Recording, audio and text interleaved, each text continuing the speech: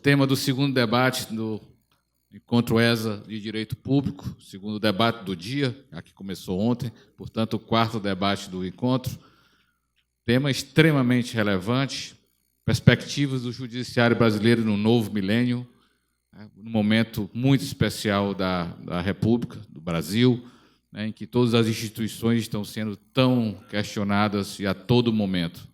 É um processo que está em ebulição. O judiciário brasileiro, nesse momento, discutindo um pacto com o governo federal e Congresso, algo, a meu ver, inédito, pelo menos na história recente do país. Mas a pertinência do tema tem a mesma dimensão da mesa que vamos compor, e convido de cara o ex-presidente da OAB do Ceará, hoje conselheiro federal da OAB Nacional, o advogado Marcelo Mota, por favor.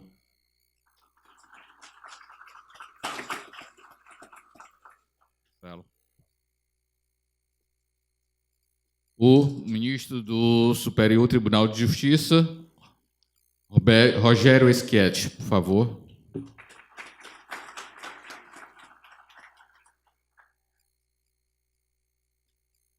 O também ministro do Superior Tribunal de Justiça, senhor Jorge Mussi.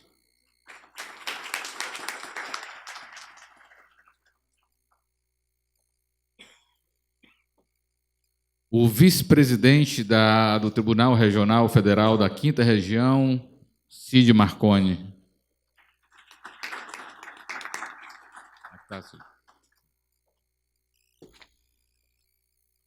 E o presidente do TRE do Ceará, o desembargador Haroldo Máximo.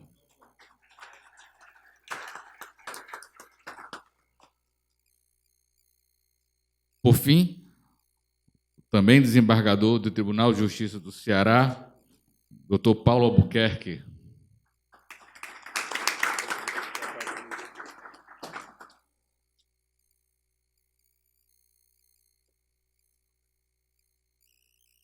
Podem tomar seus assentos, por favor.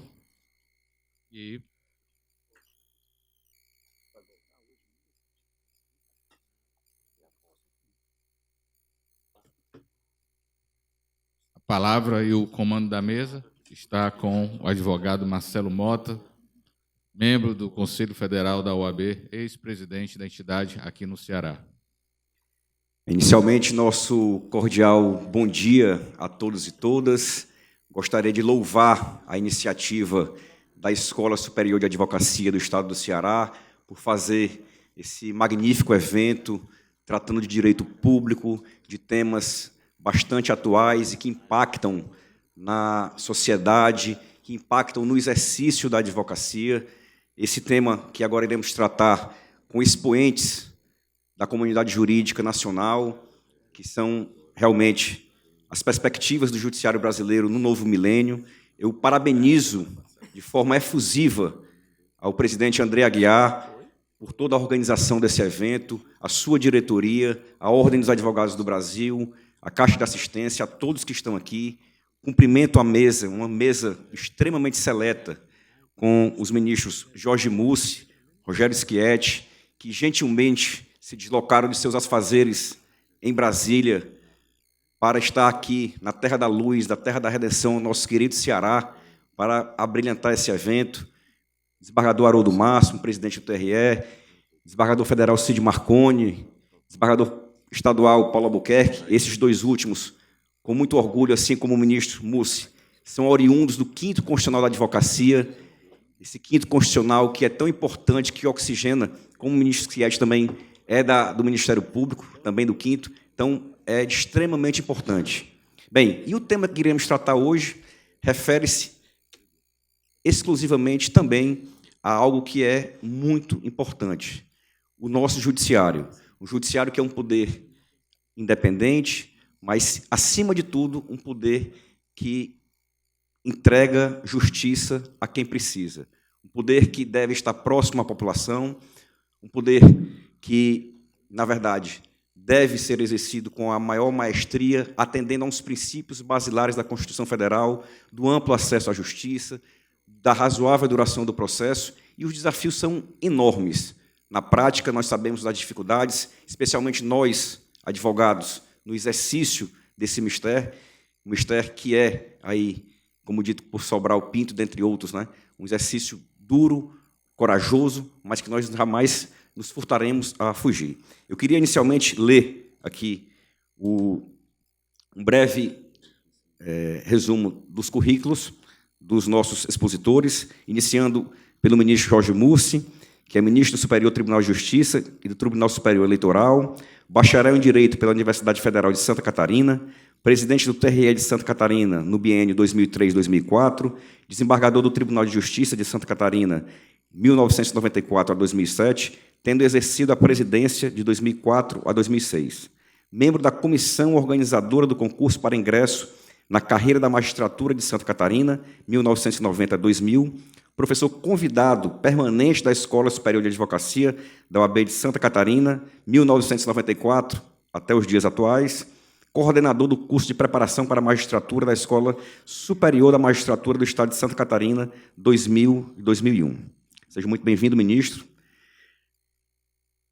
Rogério Schietti, ministro do Superior Tribunal de Justiça, bacharel em Direito pelo Centro de Ensino Unificado de Brasília, concluiu especialização pela Universidade de Roma, La Sapienza, mestre e doutor em Direito pela Universidade de São Paulo, foi promotor de Justiça no Ministério Público do Distrito Federal e dos Territórios. Então, sem maiores delongas, eu passo a palavra, inicialmente, ao ministro Rogério Schietti, que tem a palavra. Bom dia a todos. Um prazer muito grande estar novamente aqui em Fortaleza. Cumprimento os eminentes integrantes da mesa, eu sou o doutor Marcelo. Um agradecimento especial ao doutor Bruno Queiroz, ao doutor Andrei, me convidaram para voltar aqui a esta terra tão abençoada. Eu vou fazer mais ou menos como naqueles shows, né, em que há a passagem do som. Eu faço uma entrada aqui, testando os instrumentos, preparando para o ministro Mussi, em seguida, fazer a sua apresentação. Eu pretendo, sobre o tema, inicialmente, de forma muito rápida, porque o nosso tempo é curto, né, fazer uma rapidíssima análise da evolução da figura do juiz ao longo da história, muito rapidamente mesmo, né, porque nós, quando hoje analisamos a atuação dos juízes no Brasil, especialmente, um país com um complexo normativo muito grande, né, muito amplo, uma Constituição, lei, fruto de uma Constituinte, com milhares de leis, e vemos essa figura do juiz, o juiz que aplica essas leis, interpreta as leis e a aplica, e isso a partir de uma construção muito alongada no tempo, que resultou nessa figura do juiz brasileiro. Como é que é esse juiz? E é importante a gente saber que, há 200, 300 anos atrás, a situação era muito diferente. Nós tínhamos juízes que eram nomeados por monarcas, por governantes, juízes que não tinham, portanto, qualquer independência, juízes que eram servos de um governante e que, portanto, expressavam a vontade deste governante. Não tinham qualquer independência, era, portanto, um governo não de leis, mas um governo de homens. E isso começou a mudar, a própria Revolução Francesa não deixa de ter um componente fincado nesta necessidade de, enfim, pelo menos, permitir que os cidadãos pudessem ter a garantia de serem julgados por funcionários públicos de acordo com as leis. E daí a famosa locução de Montesquieu, né, de que os juízes da nação não são mais do que a boca que pronuncia as palavras da lei, seres inanimados que não podem moderar nem a força nem o rigor das leis. Esse pensamento traduziu uma mudança muito significativa na história, porque, a partir de então, vamos colocar aí século XIX, nós passamos a ter o que se chamou positivismo, um apego inicialmente muito benfazejo dos juízes à lei, e durante pelo menos um século, esse foi o modelo pensado, um modelo de observância estrita da lei, em que não se permitia sequer o uso de alguma criatividade judicial na interpretação das leis. Bom, começou-se a perceber que esse modelo também não funcionava. Não bastava simplesmente vincular o juiz a uma letra da lei, porque a lei é feita, muitas vezes, por quem tem interesses não necessariamente coincidentes com a vontade de uma nação. Ou, muitas vezes, a lei ela pode ser interpretada de tal sorte a simplesmente chancelar determinados regimes. Isso foi claramente percebido no nazismo, quando tudo o que se fez ao longo de 6 anos, pelo menos, durante a Segunda Guerra Mundial, mas mesmo antes, com a ascensão de Hitler na Alemanha, formou-se uma categoria de juízes, o Tribunal Popular Alemão, enfim, toda a cultura do judiciário alemão foi uma cultura formada por juízes que deviam obediência ao Führer, ao líder, portanto, do nazismo, e tudo o que se fez, todas as atrocidades que foram cometidas na Segunda Guerra e antes dela, foram autorizadas, de alguma forma, direta ou indiretamente, por juízes, tanto é que foram julgados, muitos deles, quando encerrada a guerra. Veio, em seguida, uma reação da comunidade internacional com a Organização das Nações Unidas, que proclamaram, entre outros, o direito universal de que todos nós somos livres, somos iguais em dignidade e direitos, dotados de consciência, em espírito de fraternidade. Aliás, hoje, nós temos um colega no tribunal, né, o ministro Reinaldo Soares, que aqui da região, enfim, do Maranhão, que é um dos grandes intérpretes deste deste princípio, né, que também vigora no direito mundial, que é o direito à fraternidade. Tivemos um fenômeno também importante já um pouquinho mais adiante, na década de 60, que foi a tentativa de transformar o direito em um instrumento efetivo de realização de direitos, de transformação social, e aperfeiçoando os institutos jurídicos, isso muito claramente marcado por uma obra do Mauro Capelletti, né, Acesso à Justiça, em que ele mencionou essas 3 ondas renovatórias do processo, né, por meio das quais se buscou, a partir de então, interpretar e aplicar o direito sempre sob a perspectiva de uma maior utilidade, uma facilidade maior de acesso ao Poder Judiciário, com a tutela de interesses não só individuais, mas de interesses coletivos, meta-individuais, com a simplificação dos procedimentos, isso tudo revelando uma tendência a partir ali da segunda metade do século XX, né, mais precisamente a partir da década de 60. Isso resultou uma mudança progressiva dos códigos, etc. E já agora, no início do milênio, né, digamos, do 3º milênio, a ONU estabeleceu, logo no início, algumas metas que depois foram aperfeiçoadas neste novo documento, que é chamado 17 Objetivos de Desenvolvimento Sustentável, né, uma agenda de ação até 2030. E, com relação ao Poder Judiciário, a Justiça, é a meta número 16, intitulada Paz, Justiça e Instituições Eficazes. Então, dentre os objetivos, eu alinhei alguns deles para que a gente possa só ter uma rápida percepção do que se espera do Poder Judiciário, dos sistemas de justiça por todo o mundo, no enfrentamento dos problemas modernos, mundiais. São problemas que hoje estão na pauta de qualquer nação do mundo.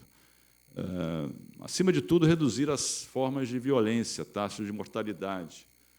Ainda existe uma quantidade imensa de pessoas sendo mortas, enfim, por grupos, por governos, enfim, por indivíduos, e é importante que os Estados se unam na tentativa de melhorar esse quadro. Acabar com abuso, exploração, tráfico e todas as formas de violência e tortura contra as crianças. Isso hoje, o Brasil hoje tem uma cruzada muito forte, já desde o Estatuto da Criança e do Adolescente. Os governos têm envolvido campanhas para reformular esta cultura que, muitas vezes, acaba sendo tolerante, né, com certas práticas contra crianças. Promover o Estado de Direito, reduzir substancialmente a corrupção e o suborno em todas as suas formas, né? Eu acho que um tema muito forte, inclusive, nesse seminário, exatamente este combate à corrupção, a percepção de que a corrupção é uma prática instalada em muitas culturas, né? E entre nós, desde o seu nascimento, o Brasil tem tradições, infelizmente, corruptas. A nossa sociedade foi gestada por uma série de comportamentos, desde a colônia, passando pelo Império e ainda na República, comportamentos relativos a clientelismos, favorecimentos, troca de favores, compadrios, mistura do público com o privado. E isso, de uns anos para cá, começa a mudar. Nós temos, não só pelas operações, né, a mais famosa delas, a Lava Jato, mas todas essa movimentação do Poder Judiciário, Polícia, Ministério Público, isso sinaliza uma mudança da sociedade brasileira que não mais tolera essa cultura tão longamente arraigada nas nossas práticas, né? Então, isso não é só um fenômeno brasileiro, mas aqui, certamente, temos um longo caminho a percorrer para, se não eliminar totalmente, pelo menos reduzir a índices mais toleráveis. Acesso público à informação, proteção das liberdades fundamentais, né, enfim, e a promoção de leis e políticas não discriminatórias para o desenvolvimento sustentável. Essas seriam algumas, a gente poderia, sobre cada uma delas, conversar bastante, né? Eu trouxe aqui algumas metas para a justiça brasileira, a partir de uma observação não só pessoal, mas comum, né, de todos nós, sobre o que precisa ser melhorado em termos de justiça brasileira, sobretudo a justiça criminal, mas não só ela, né? A primeira melhora, a primeira meta que nós temos que pensar, e o CNJ tem trabalhado muito nisso, tem sido uma melhor gestão, né? O juiz não é um gestor, não é um administrador nato, mas ele tem que administrar o cartório, ele tem que administrar a vara, ele tem que realizar audiências, coordenar uma série de problemas de natureza administrativa que muitas vezes lhe retiram o tempo e a tranquilidade para exercer o papel que é o papel do juiz, que é julgar, né, interpretar as leis, aplicar as leis. Então, o CNJ, os tribunais têm procurado promover ferramentas e alguns mecanismos para melhorar a gestão dos processos, e, com isso, nós poderíamos alcançar uma maior rapidez nos julgamentos. Ainda há pouco conversávamos sobre esse tema, que é o tema recorrente em qualquer país do mundo, a duração dos processos, a duração razoável dos processos. Não é só no Brasil que os processos demoram muito, talvez aqui demore mais, né?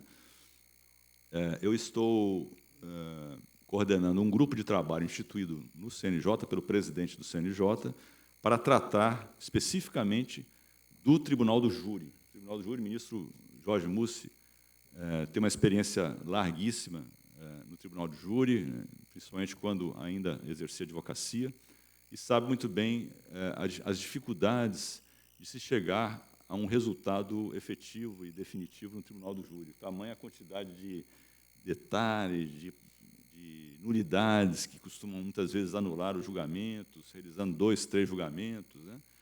E o procedimento moroso, uma infinidade de recursos, uma dificuldade estrutural, né, de você realizar um julgamento com jurados, com toda aquela estrutura. Enfim, é uma instituição muito custosa, muito ainda carente de um aperfeiçoamento, né? Eu diria que, se queremos manter a instituição do Tribunal do Júri, porque é uma garantia constitucional, que ela seja aperfeiçoada. E esse é o objetivo desse grupo de trabalho. Iremos, inclusive, realizar, na próxima semana, um evento em São Paulo para discutir estratégias de aperfeiçoamento e simplificação dos procedimentos no Tribunal do Júri, porque a rapidez, eu não diria, o julgamento em prazo razoável é algo que se espera de qualquer decisão do Poder Judiciário. Temos hoje também uma crescente utilização de recursos tecnológicos, nós temos que trabalhar com recursos da informática, temos que trabalhar com comunicações por meio eletrônico, e vemos que, na prática, muitos tribunais, muitas comarcas ainda estão apegadas a um modelo antigo, né, um modelo que não é compatível mais com a velocidade da sociedade moderna, né, de que fala sociedade líquida, pós-moderna de Bauman. Então, se observa que é também uma meta desenvolver esses recursos tecnológicos. Uma comunicação maior com a mídia, por meio, inclusive, das redes. É claro que não o juiz, necessariamente, porque eu acho perigosa a participação dos juízes em redes sociais. Não que isso não seja possível, eu acho que mas ela tem que ser feita com muito cuidado, né?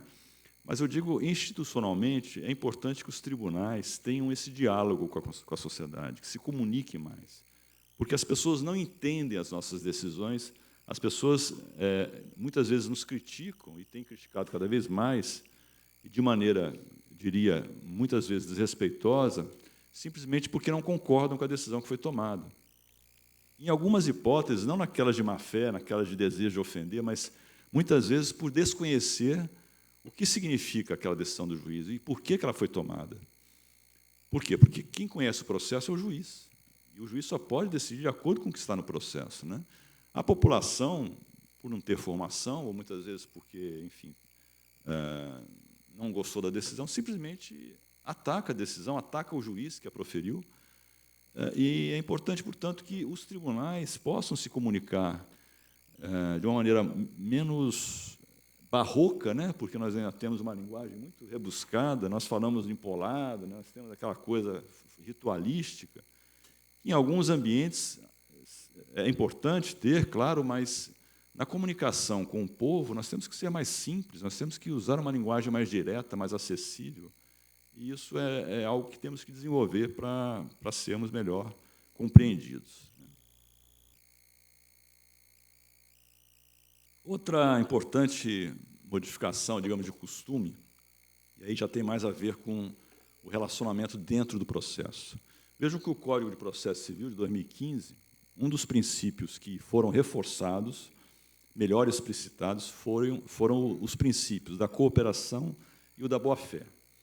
Ou seja, é importante que não só o juiz, mas os sujeitos processuais em geral, aqueles que atuam durante o processo, os advogados, os membros do Ministério Público, Defensoria Pública, se comportem durante o processo não como inimigos ou como pessoas que buscam a vitória a qualquer custo. Não, são pessoas que desempenham uma função essencial à administração da justiça. O advogado é um profissional essencial para a própria existência do sistema de justiça e que, portanto, devem ter um comportamento cooperativo, né? Evidentemente, dentro dos limites possíveis, dentro dos seus poderes, né, que lhe foram outorgados pelo seu cliente. E agirem sempre de boa-fé. Enfim, um comportamento... No sistema americano, eles têm um sistema muito rígido de controle do comportamento das partes.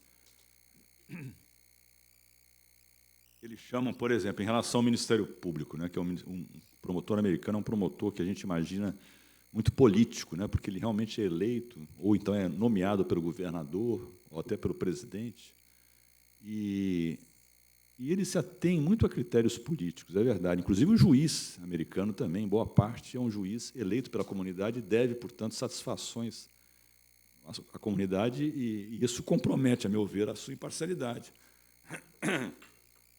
Mas, quando o promotor, por exemplo, se comporta de tal modo a, digamos, ocultar uma prova que ele tem da inocência do réu, isso é punido, digamos, do ponto de vista disciplinar. É o que eles chamam de prosecutorial misbehavior, né, que seria um comportamento do prosecutor, né, do promotor, um mau comportamento do promotor. Da mesma forma, o advogado, nós discutimos outro dia, não sei, acho que a quinta turma também, eu sou da sexta turma, o ministro Múcio é da quinta.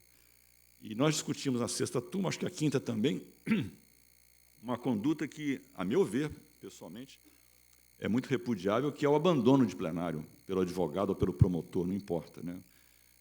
Enfim, o juiz indeferiu um requerimento, então eu vou abandonar o plenário e, com isso, você deixa de terminar aquele julgamento importante, você, enfim, causa uma série de prejuízos, uma imagem da justiça que é prejudicada, você, enfim, tem custos envolvidos, vai ter que marcar um novo julgamento. E eu, quando fui julgar, eu fiquei vencido até na minha turma, eu disse, olha, a questão envolvia uma aplicação de multa, né, o defensor que teria feito isso. Eu falei, nos Estados Unidos, por muito menos, se um advogado fizer isso, muito menos, se o advogado se dirigir ao juiz de uma maneira, às vezes, possa ser considerado desrespeitoso, ele sai algemado. É claro que é um modelo exagerado, mas, no Brasil, um advogado ou um promotor que abandona o plenário, sequer multa recebe. Pelo menos a interpretação que se tem dado é essa. Então, isso tem a ver com uma cultura também de que há que ser desenvolvida de um respeito mútuo entre os personagens do processo. Da mesma forma que um juiz autoritário, um juiz que tripudia em cima das partes ou que desrespeita as prerrogativas do advogado, deve ser punido, sim, pelos órgãos de correição. Outra meta que a gente tem que buscar é desjudicializar. O ministro Múcio vai falar sobre isso. A quantidade de ações que temos hoje em curso na justiça brasileira é astronômica. Inviabiliza, né, os tribunais superiores.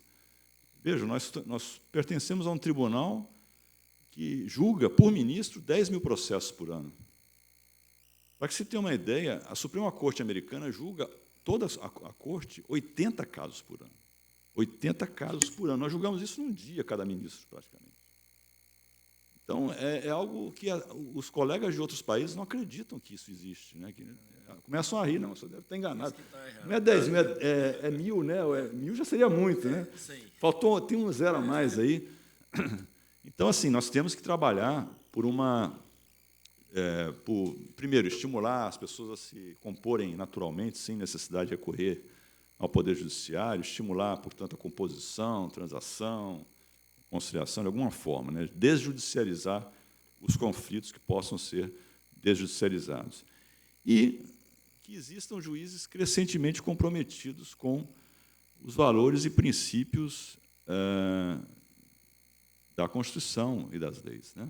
Isso aí é uma premência da atuação de todos. E com relação ao juiz criminal em particular, o juiz criminal brasileiro, eu diria que é hoje uma profissão de risco.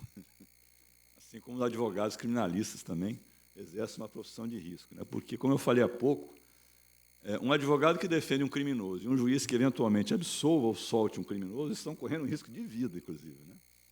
Felizmente, nós não temos essa tradição no Brasil, mas estou exagerando, claro, mas fato é que exercer jurisdição criminal hoje no Brasil é muito difícil, porque nós vivemos um país, primeiro, excessivamente violento, um país que ostenta índices alarmantes de violência, homicídios mais de 60 mil por ano, estupros mais de 50 mil por ano, isso os que foram notificados, né, porque estima-se uma quantidade infinitamente maior, que se chama de cifra oculta, de crimes, sobretudo de estupro, não notificados, né, por conta, enfim, da própria dificuldade que é para a mulher se expor dessa maneira.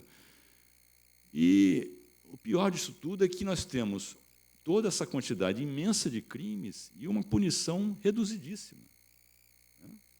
As pessoas falam, nós temos um país com 700 mil presos, a terceira população mundial carcerária. Sim, mas vamos ver os índices de crimes no Brasil. Nós temos os piores índices do mundo ocidental, pelo menos. Nenhum país pratica tantos homicídios. Nós somos responsáveis por 10% de todos os homicídios do mundo.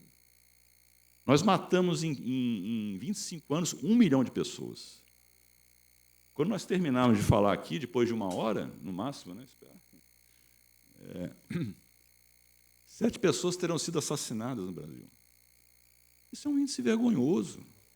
E o pior é saber que, desses homicídios praticados, 10% a 20%, no máximo, são apurados. O que significa, com otimismo, dizer o seguinte, em cada 100 homicídios, só 20 pessoas serão punidas, com muito otimismo, porque há lugares que nem chega a 5% esse índice. Então, isso se aplica a outros crimes graves, outros estupros, roubos. Então, imagine se nós aplicássemos índices parecidos com o da Inglaterra, não vou nem dizer tanto, né, mas Na Inglaterra, os índices de apuração de homicídios são superiores a 80%. Vamos imaginar que nós apurássemos metade dos homicídios. Quantas pessoas estariam presas?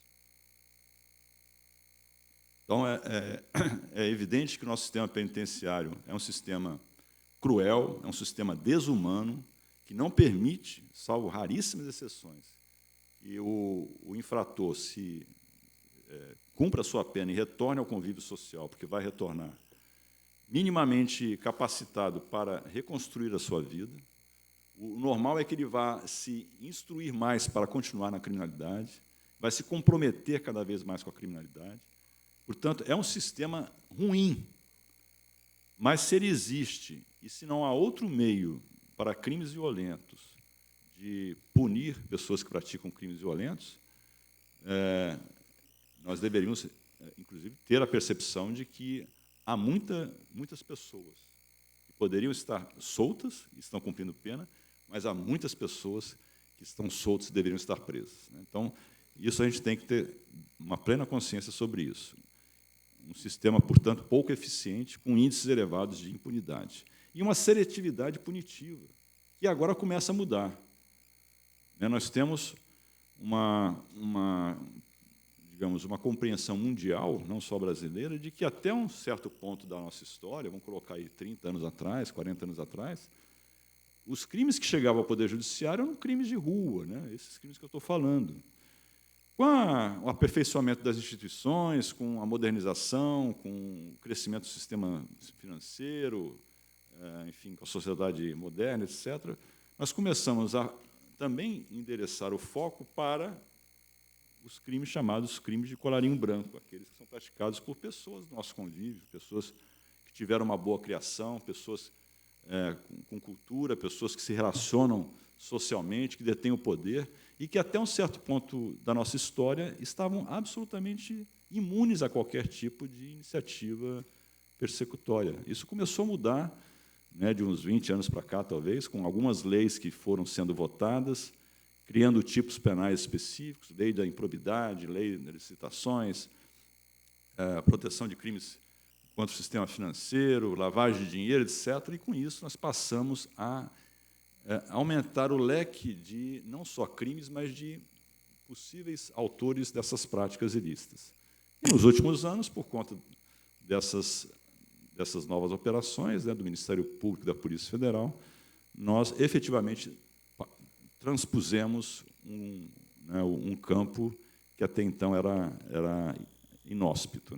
E hoje a justiça brasileira é um pouco mais democrática, o que não significa também que, por isso, devamos sair como uma caça às bruxas, punindo sem nenhum tipo de critério. É importante que todo o sistema funcione dentro das regras do direito, mas tendo essa perspectiva de que não somos mais uma sociedade com seletividade punitiva.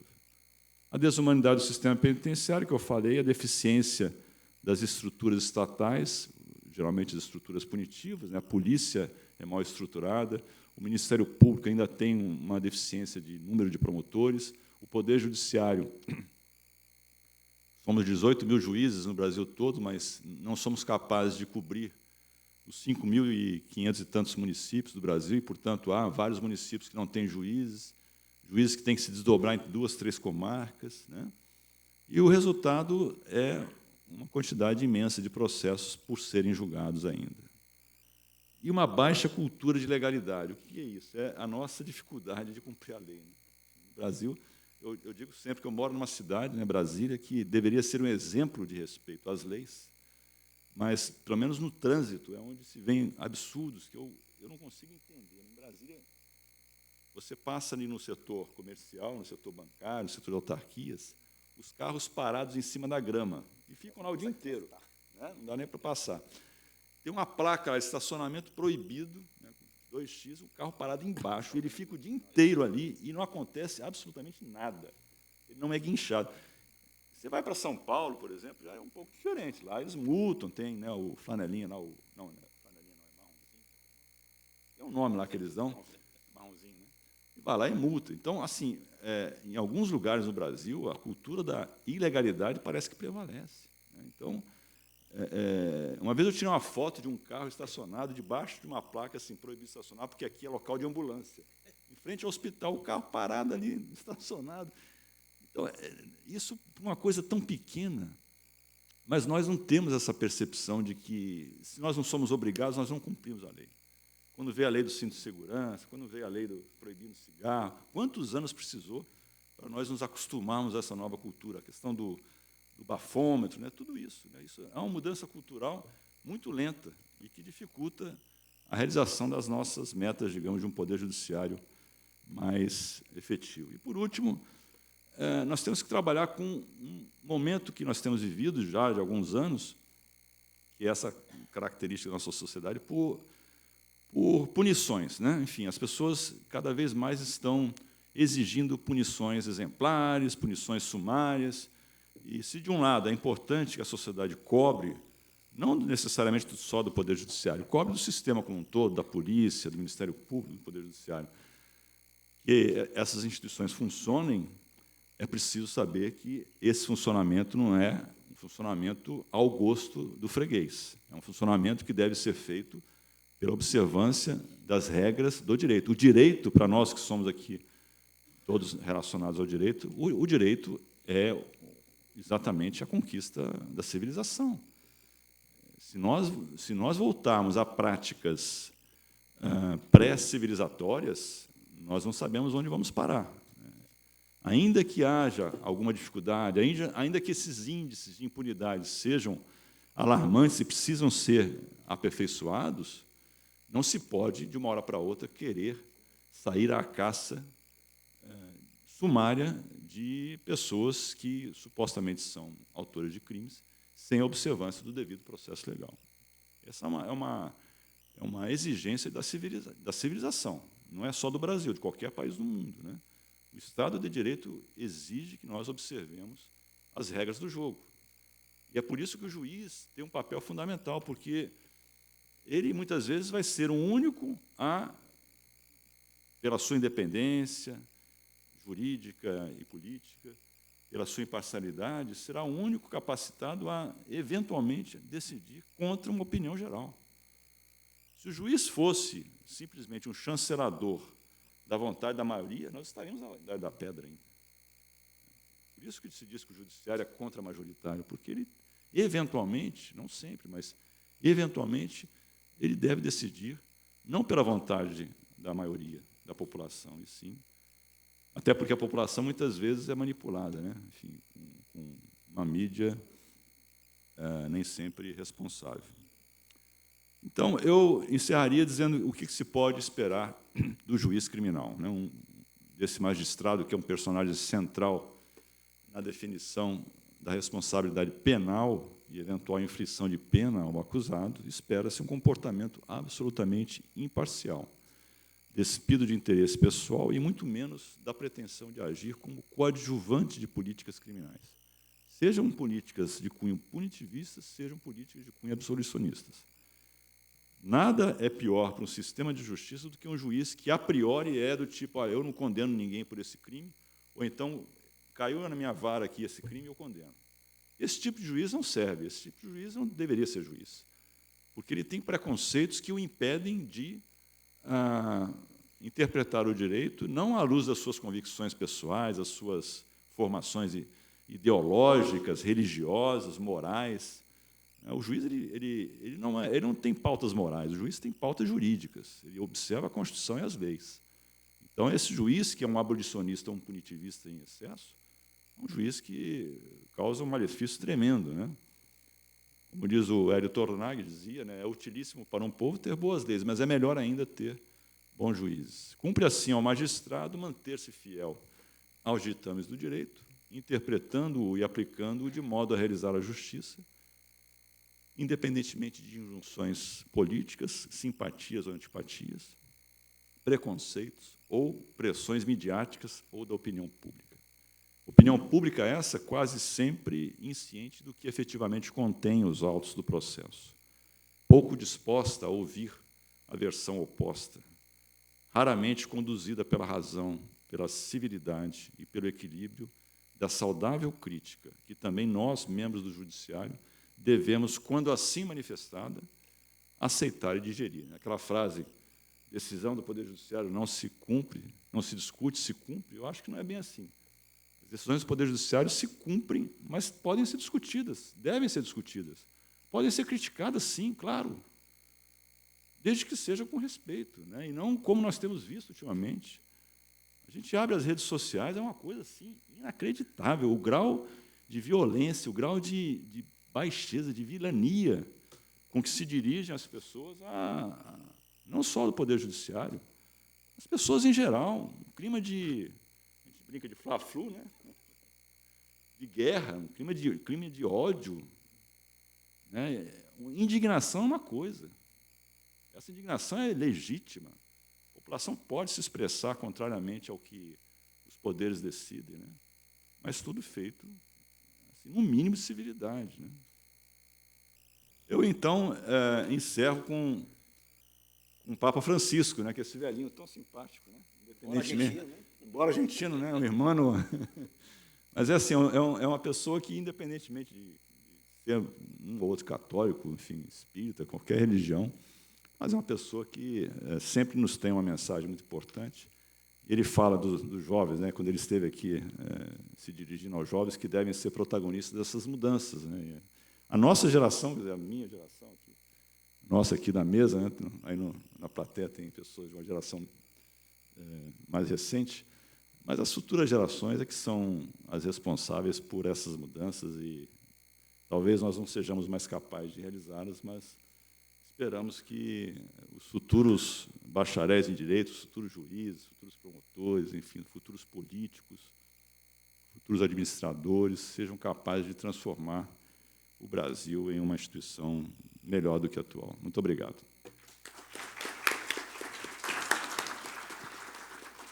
Ministro Schietti, ao tempo em que o parabenizo pelas sempre lúcidas palavras ricas aqui para o nosso evento, eu queria apenas revisitar um dos pontos que Vossa Excelência aqui, com o brilhantismo de sempre, destacou, que é a questão da quantidade de processos que tramitam, né, na justiça brasileira. Eu lembro que há 10 anos estive na Suprema Corte alemã e, numa visita guiada, o juiz dizia, olha, aqui a nossa justiça, o prédio é todo feito de vidro para demonstrar a transparência do judiciário alemão. E eu dizia, lá no Brasil, inclusive, as sessões do Supremo Tribunal Federal e do Tribunal Superior Eleitoral são transmitidas em canal aberto. Transmitidas em canal aberto? Eu disse, pois é. E a questão de processo, lembrando aqui o destaque, quando Vossa Excelência fala que a Justiça, o Supremo americano julga 80 processos por ano, eu disse, com a dificuldade de não ter o domínio alemão, da língua alemã, falando inglês, disse que a nossa Corte Infraconstitucional julgava mais de 300 mil processos por ano. E ele falou assim, o senhor está enganado, o senhor está falando 300 mil. Falando, não, lá no Brasil, o nosso Superior Tribunal de Justiça julga mais de 300 mil processos por ano. E ele, assim, eu tenho certeza, ele não, por ser alemão e educado, não esticou a conversa, mas ele deve ter pensado, que caboclo mentiroso, rapaz. Vem lá do Ceará para mentir aqui na Alemanha. Não sabe falar inglês. Mas, devido até o adiantado da hora, queria passar a palavra aqui ao ministro Jorge Mussi, para que também possa contribuir aqui com o nosso encontro. Ministro, fique à vontade para usar a tribuna. Pedir licença para poder falar. Com certeza.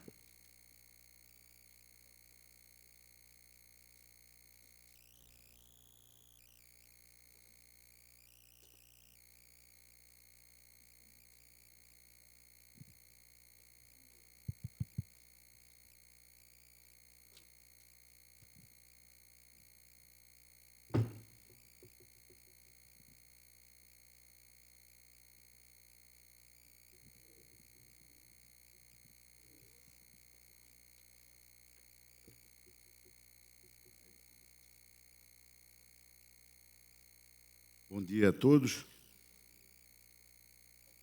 Não sei se dou bom dia, boa tarde, né, que falar sexta-feira essa hora, mas eu, inicialmente, quero cumprimentar o presidente da mesa, Marcelo Mota, conselheiro federal do OAB, vice-presidente aqui da OAB do Ceará, Ao cumprimentá-lo, o faço de maneira extensiva e prazerosamente a todos os advogados, estudantes de direito, enfim, aqueles que estão aqui presentes e estão a me ouvir. Quero cumprimentar o meu colega do Superior Tribunal de Justiça, o ministro Rogério Schietti Cruz, figura luminar da magistratura brasileira, pessoa cujo caráter retemperado pela chama do seu idealismo, sem sombra de dúvida, vem dando uma grande contribuição ao STJ, encarregado de aplicar, de uniformizar e dar a última palavra na matéria infraconstitucional. Quero cumprimentar o desembargador Haroldo Max, que na terça-feira tomará posse como presidente do TRE, e quero lhe desejar uma venturosa gestão.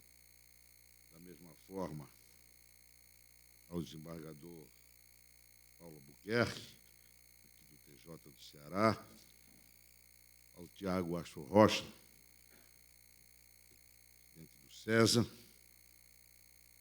e dizer-lhes de que, antes de começar a minha fala, perguntava ao ministro Schietti qual o tempo de duração da nossa fala. E ele me disse, olha, Mussi, 20 minutos está de bom tamanho. E eu digo a vocês que desde o discurso de posse de Barack Obama, ficou estabelecido que ninguém deve falar mais do que 20 minutos. Aliás, em matéria de discursos na presidência dos Estados Unidos da América, eu tenho passado a minha vida assombrado depois do que eu li o seguinte. George Washington fez o menor discurso de posse na história americana com apenas 133 palavras. William Henry Harrison fez o maior discurso com 8.433 palavras. Era um dia frio e tempestuoso em Washington. Ele morreu um mês depois, fruto de uma gripe extremamente severa que contraiu naquela noite. Creio que esta seja a maldição que recai sobre os oradores que falam além do seu tempo. E eu, como pretendo retornar ao Ceará e à Fortaleza, vou ficar atento ao discurso, ao tempo do discurso de Barack Obama. Eu devo lhes confessar da minha satisfação de retornar à Fortaleza, este recanto do Brasil e do mundo, onde, como no verso do poeta, a mão da natureza esmerou-se enquanto tinha. Rever os advogados aqui do Ceará, os estudantes de direito, para mim é reviver. Por isso, eu vivo um instante em que a alma vibra, o coração pulsa mais forte e as recordações emergem e bailam no meu espírito, porque vim para a magistratura na vaga reservada à nobre classe dos advogados, assim como o ministro Schietti, também oriundo do 5º Constitucional, na vaga reservada ao Ministério Público. Até parece que foi ontem, num final de tarde de 1977, quando recebi a minha cédula de identidade, que me dava o direito de exercer e me credenciava a exercer essa nobre profissão de advogado. Profissão que me entreguei com amor e com entusiasmo, especialmente na advocacia criminal, e de onde recebi grandes lições de solidariedade humana, especialmente no Tribunal do Júri, este tribunal que o grande ministro Pedro Lessa, antes de falecer, ainda disse que, se tivesse a desventura de matar um seu semelhante, queria ser julgado pelos jurados, pelos seus pares, porque eles colocam o termômetro na axila do problema como ninguém. Este tribunal, que o grande magistrado francês Cassamaior, na sua obra La Justice, l'Homme et la Liberté, definiu como sendo a imagem mais fiel, o símbolo da solidariedade humana. Eu devo dizer-lhes que a democracia no Brasil vive um período de visível amadurecimento. Os cidadãos e a comunidade internacional vêm presenciando o aperfeiçoamento de mecanismos republicanos de controle social e de apuração de crimes e de faltas administrativas, numa demonstração inequívoca de que no nosso país, por intermédio dos seus poderes constituídos, aponta para a concretização dos valores plasmados na Constituição de 88. O nosso tema é Poder Judiciário, os desafios para o novo milênio. E eu diria a vocês que em Nova York há um jornal que chama-se o Herald Tribune. E na porta de entrada desse jornal há um relógio, há um pêndulo e há uma frase que diz o seguinte: é mais tarde do que você pensa. Terrível sentença em que mostra que o tempo, através da sua ação inexorável, caminha muito mais rápido do que nós possamos imaginar. Daqui a 6 meses, já se passaram 20 anos do novo milênio. E é por isso que, neste início de milênio, o Brasil tem passado por profundas transformações, quer na área econômica, quer na área social, quer na área da cultura digital, mas precisa, antes e acima de tudo, voltar os seus olhos para o Poder Judiciário. Com o dano moral, com o Código de Defesa do Consumidor, com o Estatuto do Idoso, as pessoas têm cada vez mais procurado o Poder Judiciário. E isso, a meu sentir, é muito bom, porque cuida-se de um verdadeiro exercício de cidadania, e isso só ocorre em Estado democrático de direito. No decorrer dessa evolução, o Poder Judiciário e a função jurisdicional foram adquirindo cada vez mais espaço nos assuntos do cotidiano, de todas as classes sociais. Fenômeno estimulado por avanços tecnológicos que proporcionam uma gradativa aproximação do julgador e do jurisdicionado e da atividade judicante. A sensação quase que tátil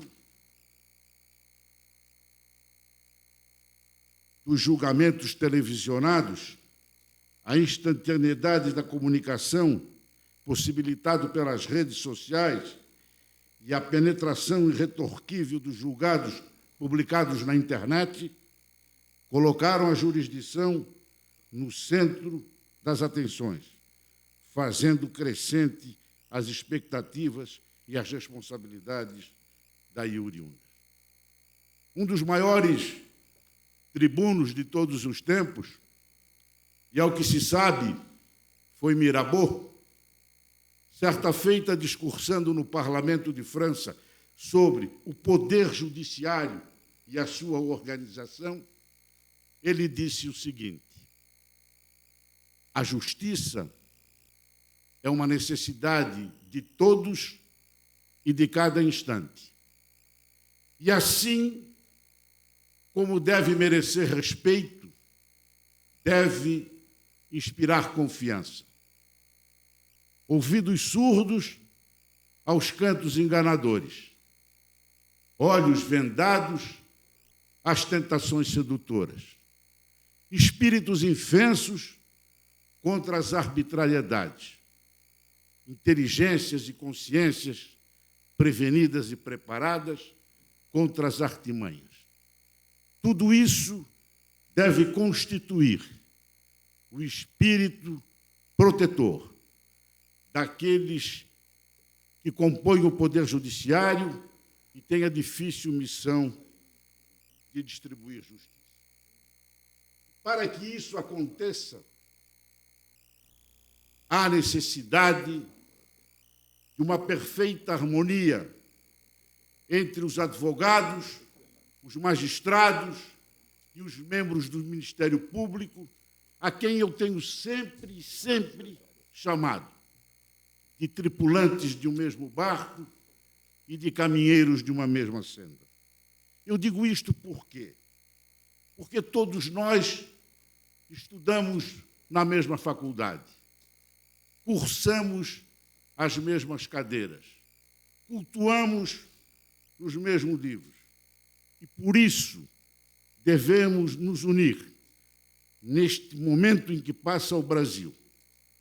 Mãos e mãos, gestos e gestos, destinos e destinos. Separadas as bandeiras institucionais da nobre classe dos advogados, dos magistrados e do membro do Ministério Público. A maior reclamação dos brasileiros no tocante ao Poder Judiciário é a demora na entrega da prestação jurisdicional.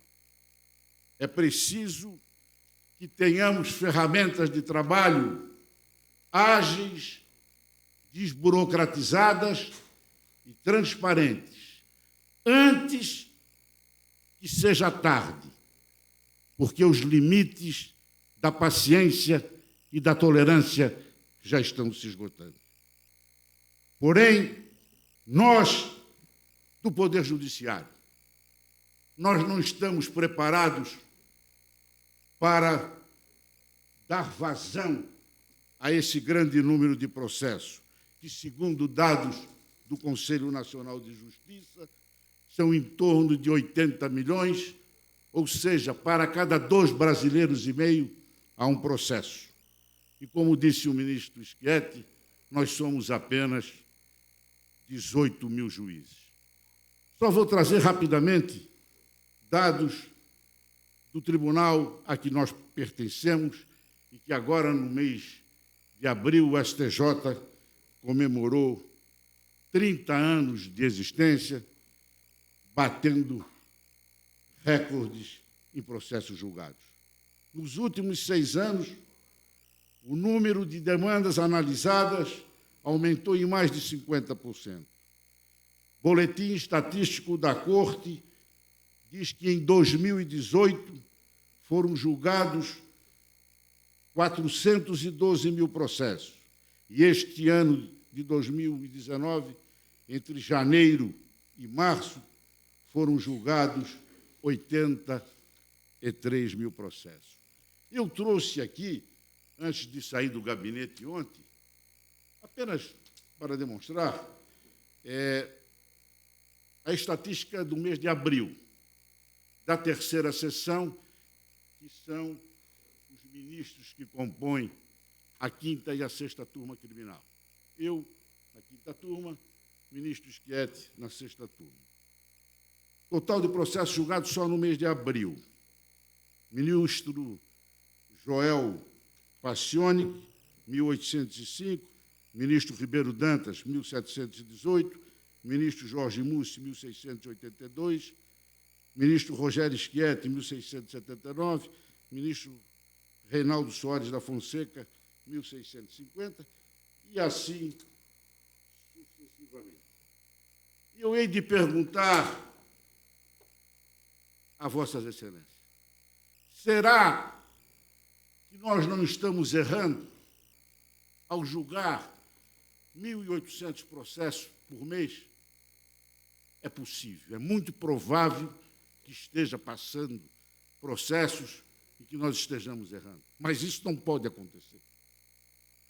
Porque podemos errar um julgamento de um irmão seu, de um parente meu, mas o volume de processo é humanamente impossível que chegam às cortes superiores.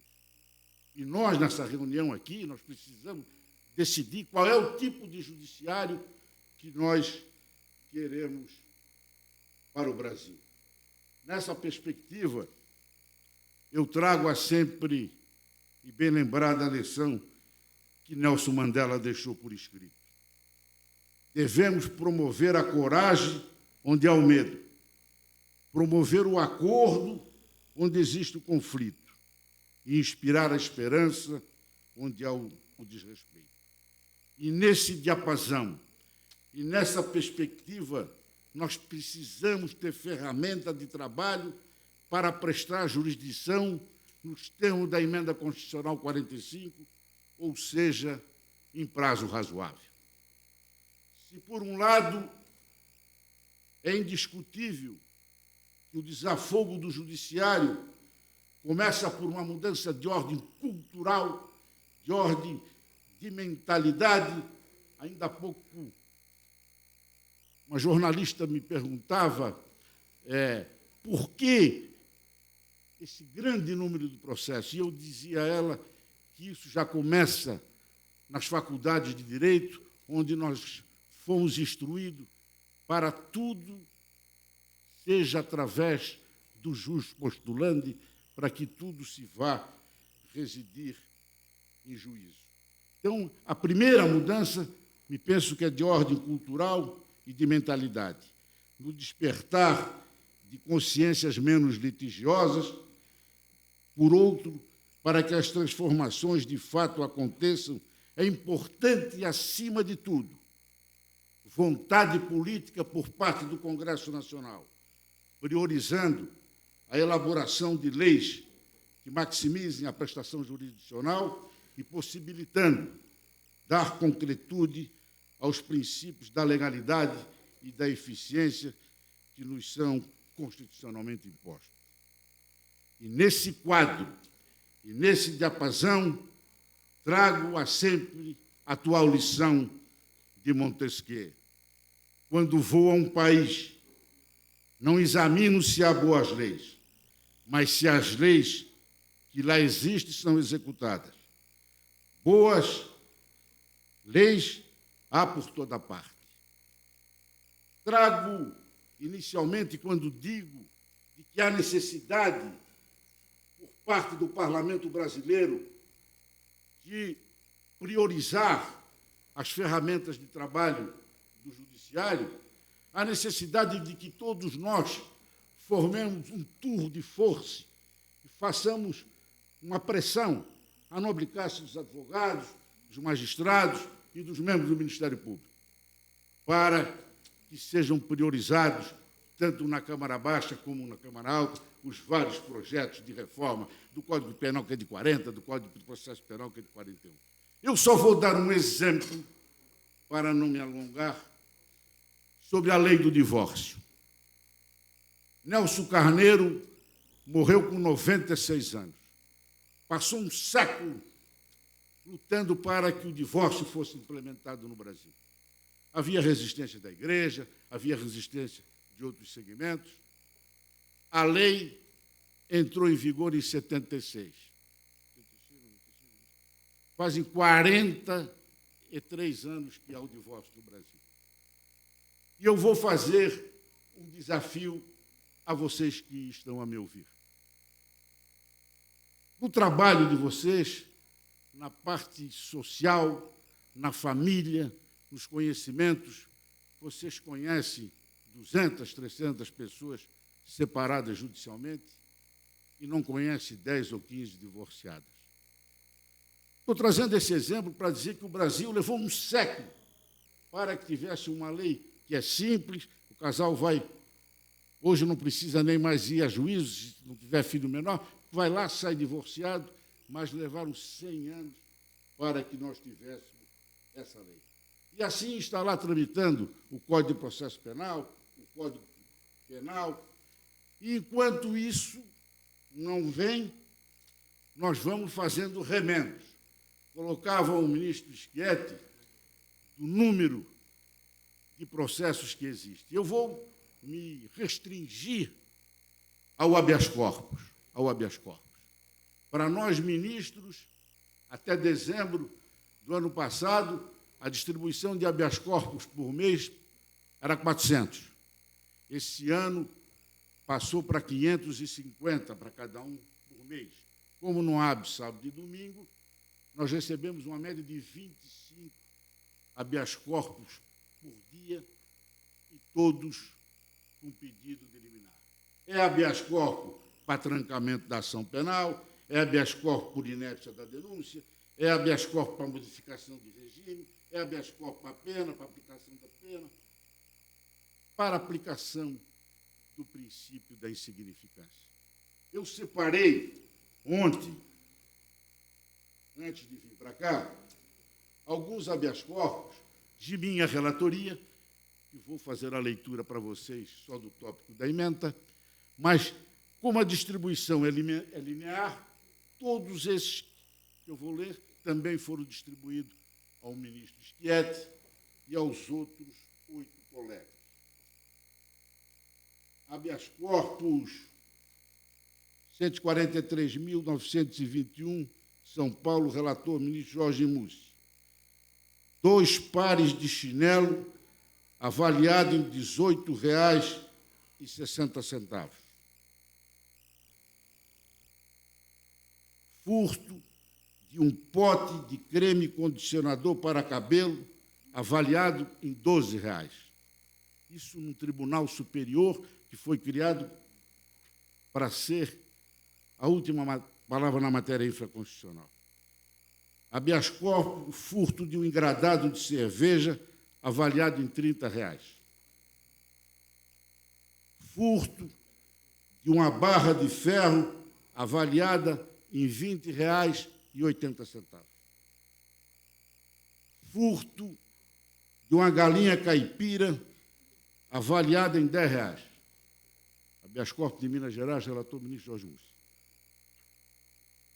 Tentativa de furto, esse aqui pelo menos tem bom gosto, de 2 peças de picanha, avaliada em R$ 71.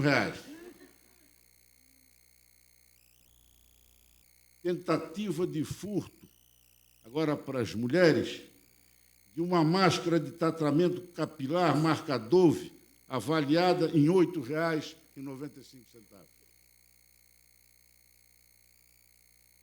2 metros de fio de cobre, avaliado em R$ 60. E, por último, eu separei 5 barras de chocolate com valor individual de R$ 3, avaliadas, portanto, em R$ 15. Então, vejam vocês, se isso, para chegar num tribunal superior, o tempo que um ministro leva para despachar uma liminar, para mandar pedir informações, quando volta da Procuradoria para julgar o mérito, já se passaram 6 meses, a gente já se esqueceu, tem que reestudar o habeas corpus. E eu hei de perguntar, e isso nós temos que sair daqui, pelo menos maturando o assunto. Para que no Brasil foi criado o Juizado Especial Criminal? Uma sentença de um juiz, de um Juizado Especial Criminal, que a parte não se conforme, ela tem o remédio jurídico, ela pode recorrer para a turma de recursos, que são julgados por 3 juízes experientes. Agora, levar isso para os tribunais superiores, nós começamos a ver por que as coisas demoram a acontecer aqui no nosso país. A popularização do acesso à justiça tem proporcionado a ampliação de garantias estabelecidas em favor do cidadão na Carta Política de 88.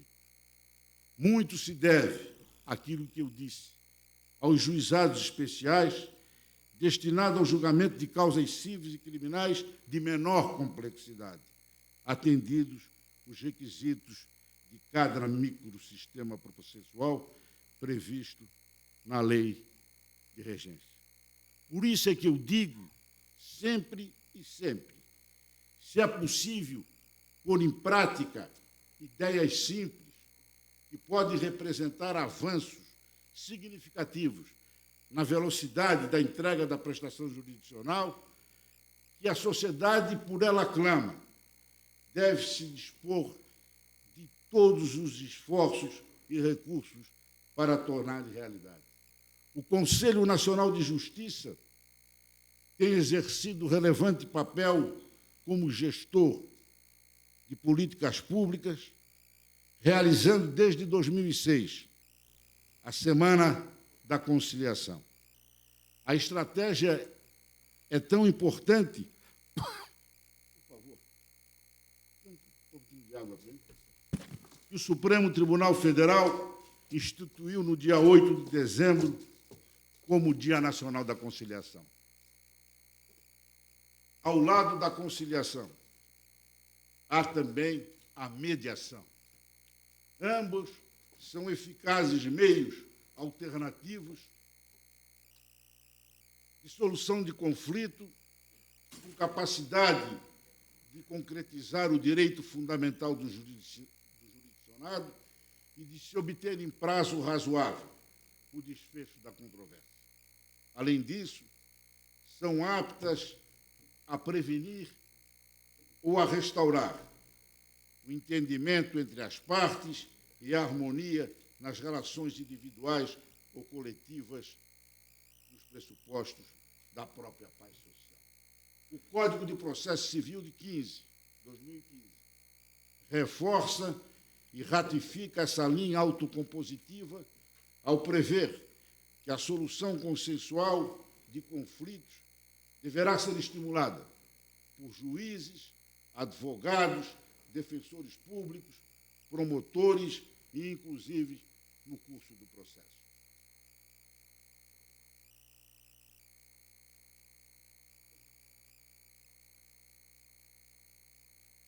Ademais, na nova processualística, o legislador erigiu o método autocompositivo ao núcleo principiológico com eficácia irradiante para todos os demais artigos do Código como meio preferencial para a solução dos conflitos, incentivando uma roupagem menos adversarial e mais colaborativa dos sujeitos envolvidos na disputa, estratégia apontada como tendência em termos do direito comparado. Quando presidi o Tribunal de Justiça de Santa Catarina, no biênio 2004-2005, realizamos uma experiência fascinante. Lá, em Blumenau, onde acontece a Oktoberfest, reunimos num final de semana, levei para lá 300 conciliadores, 74 oficiais de justiça e 4.000 processos. E, num verdadeiro exercício de cidadania, promovemos a conciliação.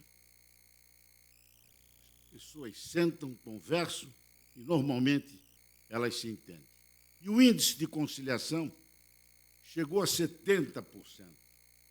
Vamos imaginar que aqui, em Fortaleza, se de cada 100 mil processos nós pudéssemos mandar 70 mil para o arquivo, é o índice de conciliação que tivemos naquele final de semana. Eu vou dar um exemplo a vocês. Em Joinville, a maior cidade de Santa Catarina, virou um ônibus e foram a óbito 12 pessoas, saíram machucadas, mais umas 14 ou 15, e essas famílias todas entraram com ação contra a empresa de ônibus, houve denunciação ali da seguradora, havia litisconsorte passivo necessário, enfim. Tinham-se passado 4 anos e esse processo não tinha sequer começado, porque tudo gente fora de Joinville, a sede da empresa de ônibus, seguradora. Um juiz substituto, moço, sempre trazia na minha pasta até para registrar o nome, numa segunda-feira marcou audiência de conciliação no salão do Tribunal do Júri, porque só o número de famílias, de autores, muita gente. Segunda-feira, 8h da manhã, começou a conciliação. E quarta-feira, meia-noite, deu a conciliação. Deu a conciliação, eu sempre trago até a ata.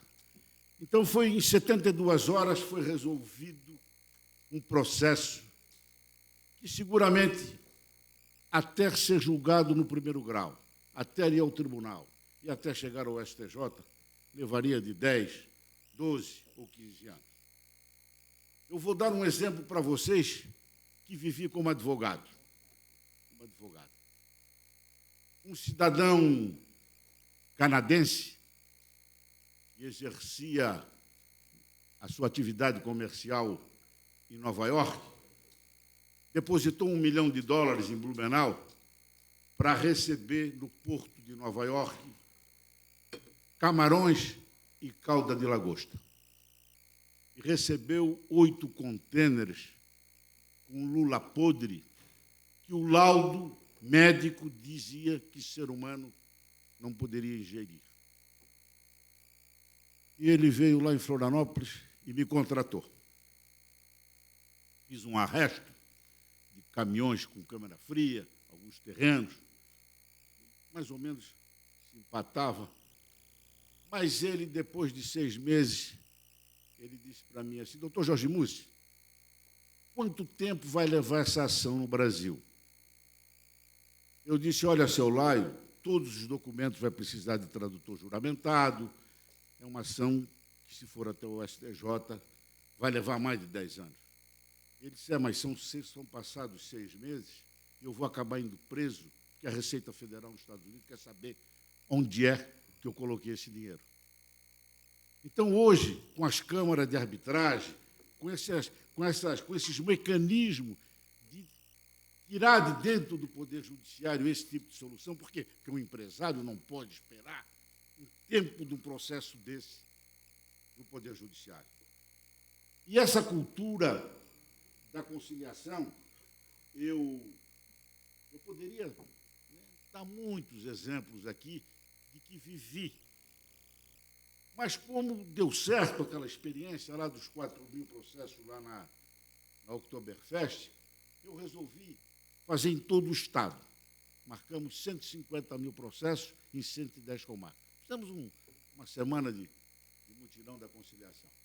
Eu cheguei numa comarca, acho que deve ser a menor comarca do Estado, a comarca de Forquilinha, que fica a 20 quilômetros de Criciúma, e era um dia que chovia muito. Eram 13 horas e a juíza estava com o guarda-chuva ali me esperando. Eu entrei e tinha um senhor sentado num banco. E a juíza perguntou para ele: o que é que o senhor veio fazer aqui? Ele disse: não, eu vi na televisão que aqui tem a Semana da Conciliação. E a juíza perguntou para ele: qual é o número do seu processo?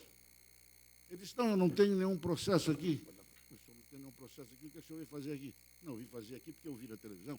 Eu comprei uma máquina fotográfica numa loja que ficava ali a 2 quilômetros, e faz 1 ano eu não paguei. E eu um dia posso precisar voltar a comprar naquela loja. E como eu vi na televisão esse chamamento do Poder Judiciário, do método de autocomposição, eu vim aqui para ver se eu tenho a oportunidade de pagar e honrar esse compromisso. Então, às vezes, as pessoas querem resolver os seus assuntos, mas o judiciário não está preparado. O juiz não pode perder tempo numa audiência, ficar 2, 3 horas discutindo uma conciliação. Nesse mutirão que eu fiz com 150 mil processos, eu procurei os principais bancos do Brasil. Fui no Itaú, em São Paulo, fui no Bradesco, na época tinha o Unibanco, e disse, olha, processo de banco eu não boto, não vou movimentar a máquina do judiciário, porque o povo já está numa situação do salário mínimo desse aí, só boto processo se vocês me fizerem uma proposta que realmente compense. Fizeram a proposta. Qual é a proposta? Nós perdoamos 90% da dívida e cobramos 10% em 4 vezes. Então, quem devia 100 só precisava pagar 10 em 4 vezes. Qual foi o índice de conciliação? 100%. Todo mundo fez. O banco perdeu? Não, o banco não perdeu, porque aquilo já estava contabilizado.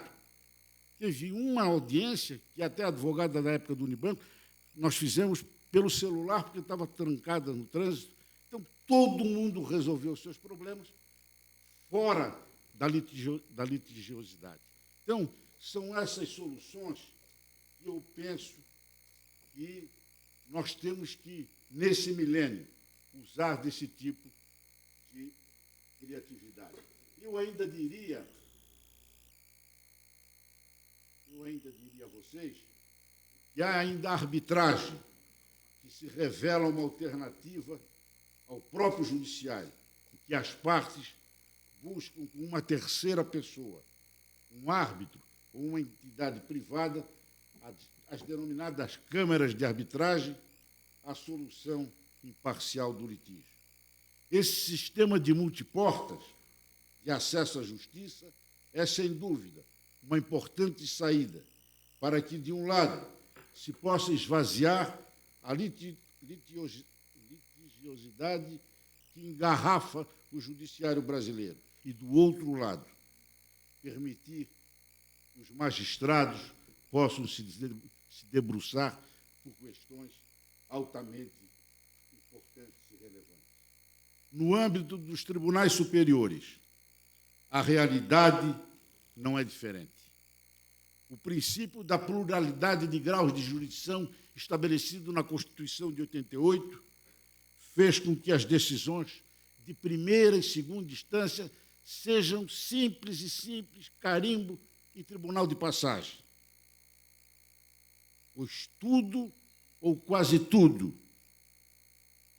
deságua nas cortes da cúpula, emperrando cada vez mais a máquina judiciária e acarretando a demora na prestação jurisdicional. É humanamente impossível a distribuição para nós mensal de processo, mensal, em torno de 1.000. Janeiro, a férias, entra 1.000 e não sai nenhum.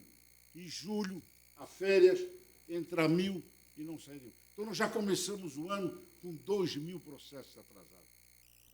Isso é impossível para que nós possamos prestar a jurisdição que o povo brasileiro espera de nós.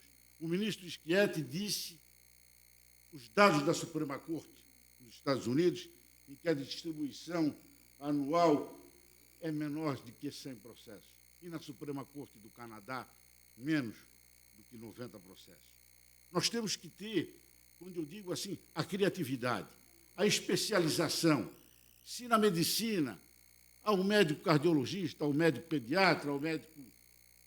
todas as especialidades. Se na engenharia há o engenheiro civil, o engenheiro elétrico, o arquiteto, por que nós, do judiciário, nós juízes, nós temos que julgar todas as matérias?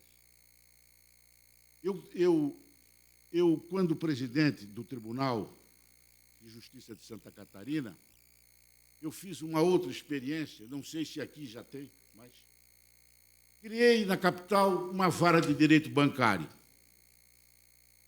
A vara começou o primeiro dia com 15 mil processos. Botei lá 5, 6 juízes, 15 oficiais de justiça. Enfim, começou a vara com 15 mil processos. Passado 10 meses, um dia às 11 horas da manhã, no meio de outubro, novembro, os juízes foram no meu gabinete. Desembargador, nós viemos aqui dizer, com toda a lealdade do senhor, nós não temos mais o que fazer. Não tem mais nenhum processo para sentenciar. O cartório não consegue dar vazão. Mas por quê? Porque a matéria é igual. É juro bancário, é cartão de crédito, é matéria repetitiva. Então, nós temos que, evidentemente, partir para a especialização e dar mais velocidade na entrega da prestação jurisdicional. Eu não sei se quando o esquete chegou lá, porque eu cheguei um pouquinho antes, se ainda pegou. Eu, ministro de área criminal, julgava locação e locação de shopping center, matéria pesada, locação, previdenciário, servidor público, que era mandado de segurança, de desembargador e de procurador, e o crime. Será que eu era bom juiz no previdenciário, na locação, que eu nunca tive experiência? Até que o STJ resolveu, com um efeito ex nunc, nós ficamos com a herança, mas dali para frente que a gente viesse a julgar apenas a matéria criminal. Já encerrando, dizendo a vocês, e dentro de que coloquei, diversas ferramentas estão sendo empreendidas no sentido de se otimizar a pauta absurda que assola os tribunais brasileiros, objetivando respostas mais céleres e uniformes à sociedade, contexto em que se insere os institutos da repercussão geral no Supremo Tribunal Federal e dos recursos repetitivos no Superior Tribunal de Justiça. A repercussão geral, inserida na Constituição Federal pela Emenda 45, obsta à análise de recursos extraordinários que não atendam a critérios de relevância jurídica, política, social ou econômica, indo além dos interesses das partes envolvidas. O sistema, além de reduzir a quantidade de recursos no Supremo Tribunal Federal, também afeta a tramitação de outras instâncias, pois os processos sobre o mesmo assunto ficam paralisados nos tribunais, aguardando o julgamento da Suprema Corte, sem a exigência de análise de muitos casos idênticos. Essa técnica de enfrentamento judicial dos conflitos, além de impactar o volume de ações, também tem um condão de concretizar o papel precípio do Supremo Tribunal Federal como o guardião da unidade interpretativa do direito constitucional brasileiro. Atualmente, para dar vazão à espiral de novas demandas, o STJ, o tribunal em que sou juiz, conta com a sistemática dos recursos repetitivos. O princípio, como vocês sabem, é o mesmo da repercussão geral. Porém, aqui só se tratam de decisões e questões repetidas, de modo que as que tiverem iguais causas de pedir e de argumentação podem ficar suspensas no Tribunal dos Estados, no Tribunal de Origem ou no próprio STJ, até que haja uma decisão sobre o tema, publicado o primeiro acordo sobre a matéria, todos os demais serão julgados da mesma forma. Outra ferramenta revolucionária de fundamental importância é o processo eletrônico. A cultura digital chegou em boa hora ao Poder Judiciário, sintonizando com os avanços tecnológicos vivenciados nos últimos anos no mundo todo. E isso o Brasil deve a um cearense, porque estava lá quando o ministro César Astro Rocha é que implementou o sistema eletrônico. No primeiro ano, só de Correios, houve uma economia de 30 milhões de reais. A experiência demonstra que o avanço foi extremamente salutar para todos os envolvidos. Um advogado pode peticionar mediante simples acesso ao sistema. As partes e os interessados podem acessar o seu processo em qualquer lugar do mundo, a qualquer tempo e a qualquer hora, o que prestigia a transparência. E soma-se ainda a economia, a agilidade na distribuição e a eliminação do papel com ganhos de sustentabilidade ambiental. Trata-se de uma verdadeira revolução cultural em andamento na administração da justiça brasileira e que começa a produzir os seus efeitos inicialmente na cúpula do judiciário. Esse caminho, inexoravelmente, será trilhado pela base do sistema judicial, modificando práticas e multiplicando resultados. Sem dúvida, os desafios do judiciário para esse novo milênio pressupõem a transformação digital como ferramenta para auxiliar o alcance de resultados mais eficientes e produtivos. Cuida-se de iniciativas ousadas, mas plenamente factíveis. O Poder Judiciário, neste novo milênio, tem sido destinatário das maiores expectativas dos brasileiros. A nação clama por efetividade, para que as garantias encartadas na Constituição da República deixem de compor um rol de intenções do Estado e se convertam em efetiva cidadania. Diante deste noticiário que assola o dia a dia, como disse o ministro Schietti, a Lava Jato, os crimes de colarinho branco, não se pode perder de vista a necessidade do Poder Judiciário manter-se preparado a responder os desafios crescentes que o combate à corrupção demandará. Aliás, de ressaltar, já finalizando também, a advertência de Martin Luther King. O que mais me preocupa não é o grito dos violentos, e nem dos corruptos, e nem dos desonestos, e nem dos sem caráter, e nem dos sem ética. O que mais me preocupa é o silêncio dos bons. O nosso desafio, nesse quadro, é encontrar medidas para que a prestação jurisdicional represente não só a solução de um litígio, mas um verdadeiro avanço social. E, para esta tarefa, afianço-lhes que não faltará empenho de todos aqueles operadores do direito. Despeço-me dos advogados, dos estudantes de direito e de todos aqueles que estão a me ouvir.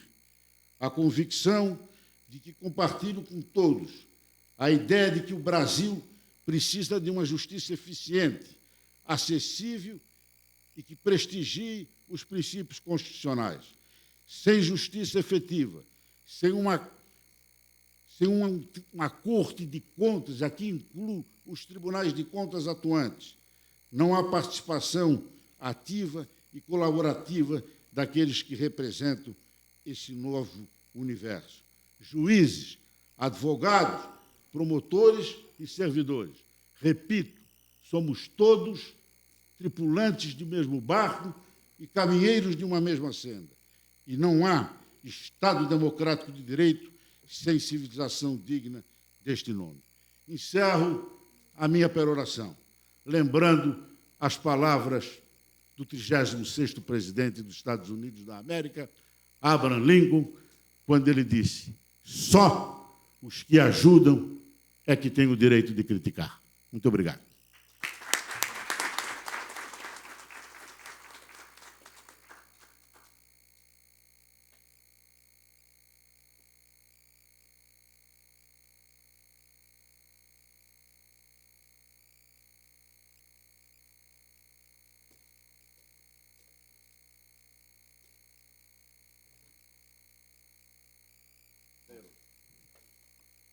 Como jornalista, posso dizer, tivemos hoje grandes aulas.